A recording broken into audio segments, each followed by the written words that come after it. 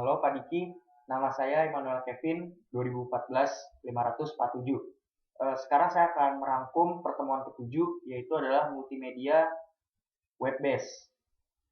Web-based multimedia ini biasa disebut sebagai rich media.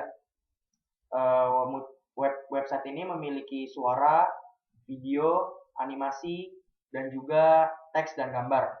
Web-based multimedia ini hal yang biasa di Indonesia karena koneksi internet di Indonesia ini sudah berkembang.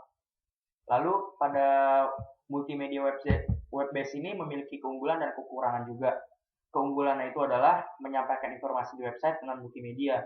Maksudnya itu eh, ada di website itu ada misalnya video-video, ada juga animasi, ada suara. Jadi lebih mudah untuk dipelajari dan lebih enak untuk dilihat karena tampilannya websitenya ini menarik karena lebih mudah kita belajar jika melalui penjelasan seperti video daripada membaca teks. Lalu juga adanya materi-materi yang disampaikan itu lebih interesting dan enjoyable. Lalu juga menarik untuk dilihat karena ide-ide yang ada di multimedia web based ini biasanya memiliki banyak ide-ide. Namun kekurangannya itu juga ada seperti waktu dan biaya. Untuk membuat multimedia web based ini tentu memerlukan biaya yang lebih besar daripada website yang biasa. Kemudian juga semakin besar file yang ditampilkan, maka semakin lama juga proses loading saat kita mau masuk ke websitenya tersebut. Lalu pada multimedia web based ini memiliki elemen-elemen, yaitu ada elemen teks, karena sebuah situs walaupun ada video pasti memerlukan teks untuk deskripsi. Kemudian ada juga gambar untuk mempresentasikan penjelasan-penjelasan dari teks tersebut. Nah, multimedia ini biasa menggunakan presentasi digital seperti fotografi, drawing, ada juga picture, clip art, lalu ada juga seperti eh, grafik-grafik dan juga tabel. Kemudian konten gambar pada elemen multimedia itu ada beberapa format.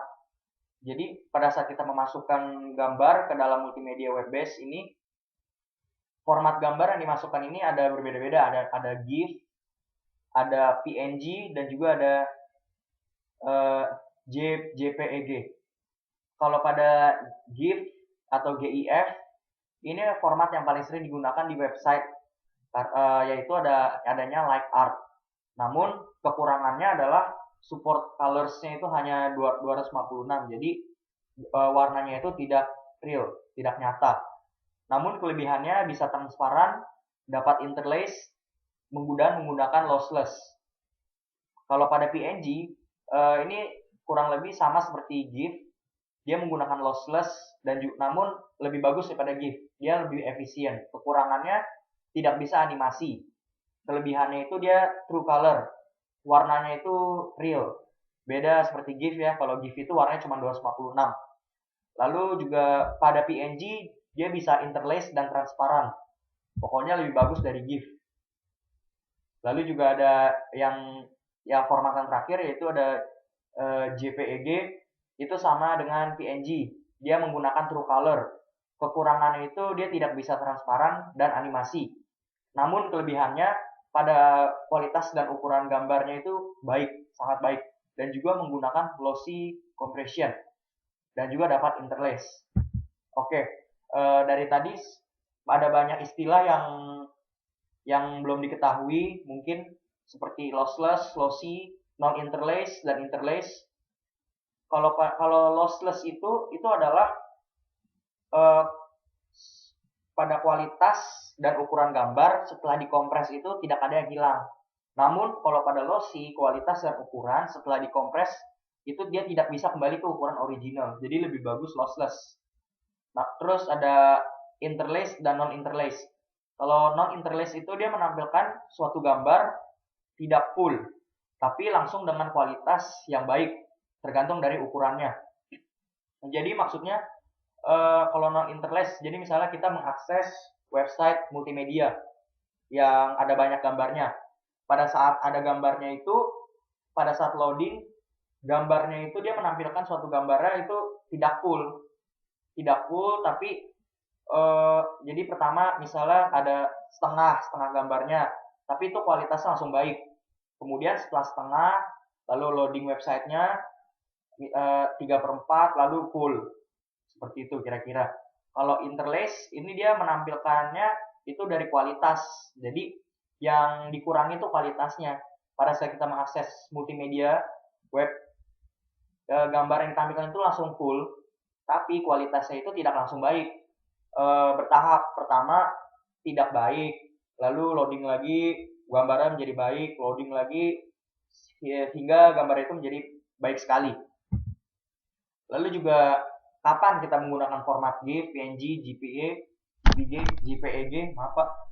Eh, kalau kita menggunakan GIF atau GIF itu pada saat kita menggunakan like art. Like art itu apa sih? Like art itu tuh seperti clip art, logos, dan navigation buttons. Lalu ada juga PNG pada saat misalnya alternatif lain kita ingin menggunakan kualitas yang lebih baik, kita menggunakan PNG karena dia hampir sama dengan GIF tapi memiliki kualitas yang lebih bagus.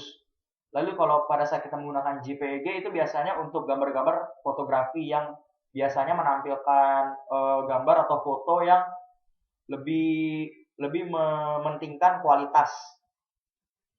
Jadi kalau misalnya kita pakai JPEG kan dia true color, lalu pokoknya bagus deh. Lalu juga di sini kemarin itu diajarkan cara merancang website multimedia. Sebelum kita merancang itu kita harus memperhatikan desain. Kita memerlukan harus memperhatikan prinsipnya, lalu ada beberapa hal yang dipertimbangkan. Nah, sekarang saya akan membahas cara merancang website multimedia. Yang pertama itu adalah prinsip. Rancangannya itu harus dibuat menarik sehingga user tidak jenuh dalam mengakses website tersebut. Kemudian kita harus memperhatikan kebutuhan dalam menggunakan device-nya. Kemudian juga harus website itu harus mudah digunakan. Jadi user tidak perlu repot-repot dan mencari misalnya kita mesti klik kemana. Pokoknya harus sesimpel lah, simple tapi bagus. Lalu juga ada beberapa hal yang harus diperhatikan dalam perancangannya, misalnya seperti fitur-fitur yang digunakan itu harus lebih spesifik, lalu pada ukuran halamannya, dan juga ada penggunaan item-item bandwidth yang tinggi. Kemudian yang harus diperhatikan lagi adalah desain pada page layout-nya. Seperti ada footer-nya, header-nya, dan logonya, itu harus diperhatikan. Lalu ada storyboard, konsep kerja dari situs itu apa kita mesti merancang. Lalu ada navigasi. Nah, ini juga harus diperhatikan, navigasi yang paling penting. Yang pertama itu harus dirancang dengan mudah. Maksimal itu 3 kali klik. Jadi kalau misalnya kita misalnya pada saat kita mengakses website multimedia, kita misalnya mau melihat gambarnya, itu jangan dibikin ribet. Kalau bisa maksimal 3 klik aja kita udah bisa langsung ke tujuannya kita yang mau kita cari itu apa. Lalu ditempatkan di lokasi yang sama.